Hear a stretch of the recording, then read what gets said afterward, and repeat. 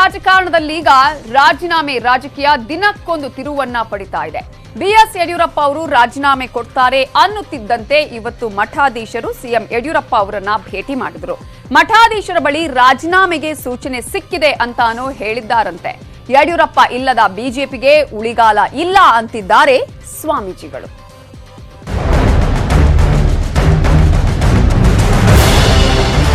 Yediyurappa CM ಸ್ಥಾನಕ್ಕೆ ರಾಜೀನಾಮೆ ಕೊಡುತ್ತಾರೆ ಅನ್ನೋ ಸುದ್ದಿಗೆ ಮತ್ತಷ್ಟು ರೆಕ್ಕೆ ಪುಕ್ಕ ಬಂದಿದೆ. ಕೊನೆ ಕ್ಷಣದಲ್ಲೂ ಪ್ರಬಲ ಅಸ್ತ್ರಗಳನ್ನು ಬಳಸಿ ಕುರ್ಚಿ ಸೇಫ್ ಮಾಡಿಕೊಳ್ಳಲು ಯಡಿಯೂರಪ್ಪ ಪ್ರಯತ್ನ ಪಡುತ್ತಿದ್ದಾರೆ. ನಿನ್ನೆವರೆಗೂ ಕಾಂಗ್ರೆಸ್ನ ಶಾಮನೂರು ಶಿವಶಂಕರಪ್ಪ ಮತ್ತು ಎಂಬಿ ಪಾಟೀಲ್ ಯಡಿಯೂರಪ್ಪರ ಪರ ಬ್ಯಾಟ್ ಬೀಸಿದ್ರು. ಇವತ್ತು 25ಕ್ಕೂ ಹೆಚ್ಚು ಮಠಾಧೀಶರು ಯಡಿಯೂರಪ್ಪ ಪರ ಬ್ಯಾಟ್ ಬೀಸಿದ್ದಾರೆ.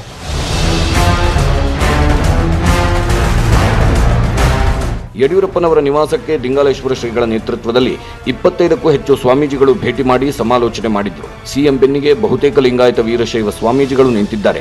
ಸಿಎಂ ಬದಲಾವಣೆ ಮಾಡುವ ಅಗತ್ಯ ಈಗ ಏನಿದೆ? ಪಕ್ಷಕ್ಕಾಗಿ ತ್ಯಾಗ ಮಾಡಿದ್ದಾರೆ, ಪರಿಶ್ರಮ ಪಟ್ಟಿದ್ದಾರೆ.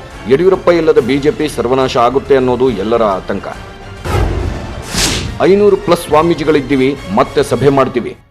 ಇದರಲ್ಲಿ ಏನಾದರೂ ಶೀಘ್ರದಲ್ಲಿ ಆ ಪಕ್ಷದ ನಾಯಕರು ಬದಲಾವಣೆ ಆಗದೇ ಇದ್ದಲ್ಲಿ ಶೀಘ್ರದಲ್ಲಿ 300-400 ಜನಕ್ಕಿಂತ ಹೆಚ್ಚು ಮಠಾಧಿಪತಿಗಳು ಇನ್ನೊಂದು ಸಭೆಯನ್ನು 2 ದಿನದಲ್ಲಿ ಇಲ್ಲೇ ಬೆಂಗಳೂರಿನಲ್ಲಿ ಸೇರ್ತಾರೆ. ಕೆಲವರಿಗೆ ಯಡಿಯೂರಪ್ಪ ಸವಾಲಾಗ್ತಾರೆ. ಯಡಿಯೂರಪ್ಪನವರು ಒಂದು ದೊಡ್ಡ ಶಕ್ತಿ, ಅದು ಕೆಲವರಿಗೆ ಸವಾಲು ಕೂಡ ಆಗಬಲ್ಲರು. ಕೊರೋನಾ ಕಾಲದಲ್ಲಿ 2 ವರ್ಷಗಳವರೆಗೆ ಅದನ್ನ ನಿಭಾಯಿಸಿಕೊಂಡು ಬಂದಿರತಕ್ಕಂತಹ ಸಂದರ್ಭದಲ್ಲಿ ಅವರನ್ನ ಮುಂದುವರಿಸಬೇಕು ಅನ್ನುವಂತ ಒಂದು ವಿಚಾರ. ಇಳಿ ವಯಸ್ಸಿನಲ್ಲಿ ಕೆಲಸ, ಬಿಎಸ್ವೈ ಪೂರ್ಣಾವಧಿ ಇರಲಿ. ಈ ವಯಸ್ಸಿನಲ್ಲೂ ಇಷ್ಟು ಕೆಲಸ ಮಾಡ್ತಾ ಇದ್ದಾರಲ್ಲ ಅನ್ನೋ ಒಂದು ವಿಚಾರವನ್ನ ಇಟ್ಕೊಂಡು ಅವರ ಪದತ್ಯಾಗವನ್ನು ಮಾಡಿಸಬೇಕು ಅನ್ನುವಂಥ ಪ್ರಯತ್ನಗಳೇನು ನಡೀತಾ ಇದೆಯಲ್ಲ, ಅದನ್ನ ಇಡೀ ಸಮಾಜ ಅತ್ಯಂತ ಸೂಕ್ಷ್ಮವಾಗಿ ಗಮನಿಸ್ತಾ ಇದೆ. ಅವರ ಪೂರ್ಣಾವಧಿ ಅಧಿಕಾರವನ್ನ ಮಾಡಲಿಕ್ಕೆ ಅವಕಾಶವನ್ನು ಕೊಡಬೇಕು. ಯಡಿಯೂರಪ್ಪ ಇಲ್ಲದ ಬಿಜೆಪಿ ಕಷ್ಟ. ಒಂದು ಪಕ್ಷದಲ್ಲಿ ಏನಾದರೂ ವ್ಯತ್ಯಾಸವಾಗಿ ಅವರನ್ನ ತೆಗೆಯುವಂತ ಪ್ರಸಂಗ ಬಂತು ಅಂದ್ರೆ ಮುಂದೆ ಬಿಜೆಪಿಯಲ್ಲಿ ಬಹಳಷ್ಟು ಒಂದು ಕಷ್ಟವನ್ನು ಅನುಭವಿಸುವಂತ ಸ್ಥಿತಿಯನ್ನು ಬರಬಹುದು. ಕೇಂದ್ರ ನಾಯಕರು ಶಕ್ತಿ ಕೊಡಲಿ, ಇಲ್ಲದಿದ್ರೆ ನಾವಿದ್ದೀವಿ. ಕೇಂದ್ರದ ನಾಯಕರಿರ್ಬೋದು ಅಥವಾ ರಾಜ್ಯದಲ್ಲಿರುವಂಥ ನಾಯಕರು ಯಡಿಯೂರಪ್ಪನವರಿಗೆ ಈಗಾಗಲೇ ಬೆಂಬಲ ಇದೆ ಅಂತ ನಾವು ಅಂದ್ಕೊಂಡಿದ್ದೀವಿ. ಹಾಗೇನೆ ಧಾರ್ಮಿಕವಾಗಿರುವಂಥ ಎಲ್ಲ ಮುಖಂಡರುಗಳು ಕೂಡ ಅವರು ಬೆನ್ನೆಲುಬಿಗೆ ಇರುವಂಥದ್ದು ಮತ್ತಷ್ಟು ಅವರಿಗೆ ಶಕ್ತಿ ಮತ್ತು ಸ್ಫೂರ್ತಿಯನ್ನು ತುಂಬಿದೆ ಅಂತೇಳಿ ನಾವು ಭಾವಿಸ್ಕೊಳ್ತಾ ಇದ್ದೀವಿ. ಯಡಿಯೂರಪ್ಪ ಇಲ್ಲದೆ ಬಿಜೆಪಿ ಇಲ್ಲ. BS ಯಡಿಯೂರಪ್ಪನವರೇ ರಾಜ್ಯದ ಮುಖ್ಯಮಂತ್ರಿಯಾಗಿ ಮುಂದುವರಿತಾರೆ ಅನ್ನುವಂಥ ಒಂದು ಆತ್ಮವಿಶ್ವಾಸವೂ ಕೂಡ ಇದೆ. ಏನಾದರೂ ಹೆಚ್ಚು ಕಮ್ಮಿ ಮಾಡಿದ್ದಾದರೆ BJP ಪಕ್ಷದ ಮೇಲೆ ಬಹುದೊಡ್ಡದಾದಂಥ ಪರಿಣಾಮ ಬೀರಲಾರದೆ ಇರಲಾರದು ಅನ್ನುವಂಥದ್ದನ್ನು ಮಾತ್ರ ಹೇಳಿಕೆ ಮರೆಯೋದಿಲ್ಲ. ಸ್ವಾಮೀಜಿಗಳೇನು ಯಡಿಯೂರಪ್ಪ ಪರ ಬ್ಯಾಟಿಂಗ್ ಶುರು ಮಾಡಿದ್ದಾರೆ. ಆದರೆ ಯಡಿಯೂರಪ್ಪನವರು ಮಾತ್ರ ರಾಜೀನಾಮೆ ಬಗ್ಗೆ 3 ದಿನದಿಂದ ಏನೂ ಮಾತಾಡ್ತಿಲ್ಲ. ಆದರೆ BSY ಆಪ್ತರು ಮಾತ್ರ BSY ಕುರ್ಚಿ ಬದಲಾಗಲ್ಲ ಅಂತಿದ್ದಾರೆ. ನೋಡಿ, ಈ ಥರ ಕಾಂಗ್ರೆಸ್ ಅವರು ಕುತಂತ್ರ ಮಾಡೋ ಅಂಥದ್ದನ್ನ ಫಸ್ಟ್ ನಿಲ್ಲಿಸಬೇಕು. ಇನ್ನು ಆ ಥರ ನಮ್ಮ ಕೇಂದ್ರದ ನಾಯಕರು ಯಾವುದೇ ರೀತಿಯಾದಂಥ ಒಂದು ಘೋಷಣೆಯನ್ನು ಏನು ಮಾಡಿಲ್ಲ. ಏಕಾಏಕಿ ಈ ಥರ ಕಾಂಗ್ರೆಸ್ ಅವರು ಭಾಳ ಸಿಂಪತಿ ತೋರಿಸೋ ರೀತಿ ಹೇಳಿಕೆ ಕೊಡುವಂಥದ್ದು ಸರಿಯಲ್ಲ. ಇದು ಆ ಥರದ್ದು ಯಾವುದೇ ಬೆಳವಣಿಗೆ ರಾಜ್ಯದಲ್ಲಿ ಇಲ್ಲ. ಒಬ್ಬ ಪ್ರಸ್ತಾಪಿತ ನಾಯಕರು ಯಡಿಯೂರಪ್ಪ ಕೇವಲ ವೀರಶೈವ ನಾಯಕರಲ್ಲ. ಆದ್ದರಿಂದ ನಮ್ಮ ನಾಯಕರನ್ನ ಯಾವ ರೀತಿ ನಡೆಸ್ಕೋಬೇಕು ಅನ್ನೋದು ಭಾರತೀಯ ಜನತಾ ಪಕ್ಷದ ಹೈಕಮಾಂಡು ತುಂಬ ಚೆನ್ನಾಗಿ ಅದ್ರ ಬಗ್ಗೆ ಚಿಂತನೆ ಮಾಡ್ತದೆ. ಎಲ್ಲೂ ಕೂಡ ನಾಯಕತ್ವ ಬದಲಾವಣೆ ಮಾಡಬೇಕು ಅಂತ ಯಾರು ಹೇಳಿದ್ದೂ ಇಲ್ಲ, ಏನಿಲ್ಲ. ಇವತ್ತು ನಮ್ಮ ರಾಜ್ಯದ ಅಧ್ಯಕ್ಷರಾದಂಥ ನಳಿನ್ ಕುಮಾರ್ ಕಟೀಲ್ ಅವರು ಕೂಡ ಹೇಳಿದ್ದಾರೆ, ಯಡಿಯೂರಪ್ಪನವರೇ ಮುಖ್ಯಮಂತ್ರಿಯಾಗಿ ಮುಂದುವರಿತಾರೆ ಅಂತ. ಆದ ಅಂತ ಸಂದರ್ಭದಲ್ಲಿ ಕುರ್ಚಿ ಅಲ್ಲಾಡ್ತದೆ ಅನ್ನುವಂಥ ಪ್ರಶ್ನೆನೇ ಇಲ್ಲ. ಮತ್ತೆ ಸಿಡಿದೆದ್ದ ಬಸನಗೌಡ ಪಾಟೀಲ್ ಯತ್ನಾಳ್. BSY ಬೆನ್ನಿಗೆ ನಿಂತವರ ಮೇಲೆ ಕೆಂಡಾಮಂಡಲ. ನಿನ್ನೆ ಯಡಿಯೂರಪ್ಪರನ್ನ ಭೇಟಿ ಮಾಡಿದ್ದ ಕಾಂಗ್ರೆಸ್ನ ಶಾಮನೂರು ಶಿವಶಂಕರಪ್ಪ, ಎಂಬಿ ಪಾಟೀಲ್. ಅಷ್ಟೇ ಯಾಕೆ, ಮುಂದಿನ ಸಿಎಂ ಆಗುವ ಲಿಸ್ಟ್ನಲ್ಲಿರೋ ಮುರುಗೇಶ್ ನಿರಾಣಿ ಮೇಲೂ ಯತ್ನಾಳ್ ಆಕ್ರೋಶ ಹೊರಹಾಕಿದ್ರು. ಅಷ್ಟೇ ಅಲ್ಲ, ಸಾಮಾಜಿಕ ಹೋರಾಟಗಾರ ಆಲಂ ಪಾಷಾ ಕೂಡ ನಿರಾಣಿ ವಿರುದ್ಧ ಸಿಟ್ಟು ಹೊರಹಾಕಿದ್ರು. ಬೇರೆ ಲಿಂಗಾಯತ ನಾಯಕರಿದ್ದಾರೆ. ವೀರಶೈವ ಸಭಾ 3 ಕೈಯಲ್ಲಿದೆ.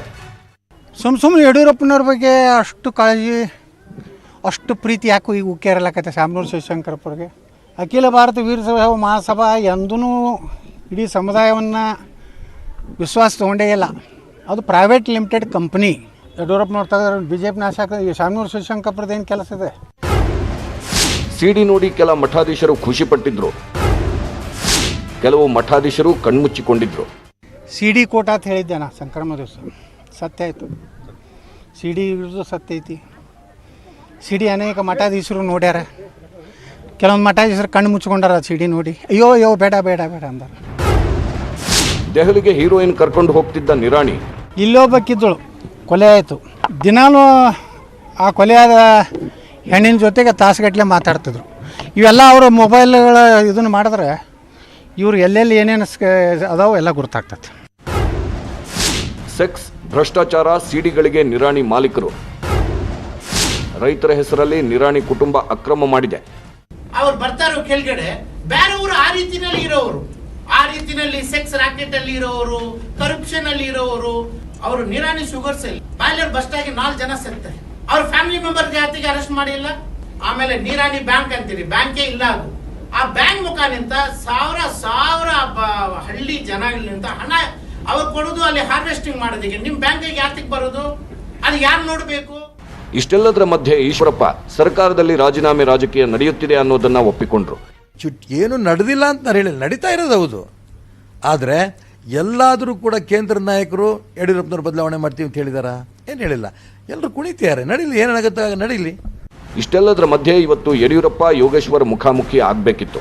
ಆದರೆ ಸಿಎಂ ಬರ್ತಿದ್ದಂತೆ ಸಚಿವ ಯೋಗೇಶ್ವರ್ ಕಣ್ತಪ್ಪಿಸಿ ಓಡಿ ಹೋದ್ರು.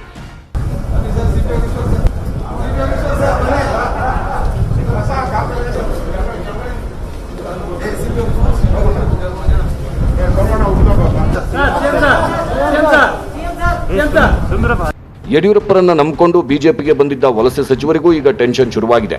ಮುಂದಿನ ಭವಿಷ್ಯ ಏನಪ್ಪಾ ಅಂತ ನಿನ್ನೆ ತಡರಾತ್ರಿವರೆಗೂ ಭೈರತಿ ಬಸವರಾಜ್, ಎಸ್ ಟಿ ಸೋಮಶೇಖರ್, ಆನಂದ್ ಸಿಂಗ್, ಸುಧಾಕರ್ ಸೇರಿದಂತೆ ಹಲವು ಸಚಿವರು ರಹಸ್ಯ ಮೀಟಿಂಗ್ ಮಾಡಿದ್ರು.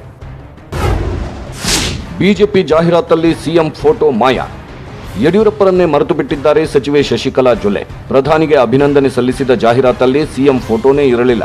ಸಹಕಾರಿ ಸಚಿವಾಲಯ ಸ್ಥಾಪನೆಗೆ ಅಭಿನಂದನೆ ಸಲ್ಲಿಸುವುದಕ್ಕೆ ಜೊಲ್ಲೆ ದಂಪತಿ ಕೊಟ್ಟ ಜಾಹೀರಾತಲ್ಲಿ ಕಟೀಲ್, ಜೋಶಿ, ರಾಜ್ಯದ ಕೇಂದ್ರ ಸಚಿವರ ಫೋಟೋ ಬಳಕೆಯಾಗಿದೆ. ಆದರೆ ಸಿಎಂ ಯಡಿಯೂರಪ್ಪ ಭಾವಚಿತ್ರವೇ ಮಾಯವಾಗಿತ್ತು. Bureau report, news 18 Kannada.